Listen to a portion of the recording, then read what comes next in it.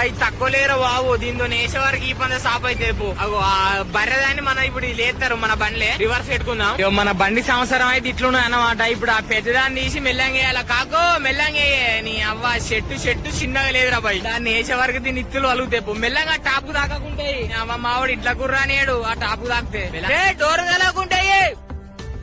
Door door డోరా door తలకుంటాయిరా బాబు. నేను గింత పెద్ద ఉంటాయి అనుకోవాలి వచ్చినప్పుడు. ఒకటి నీ అమ్మ చెట్లే ఉండే డైరెక్ట్. ఓ అయ్యా చెట్లు రా బాబు.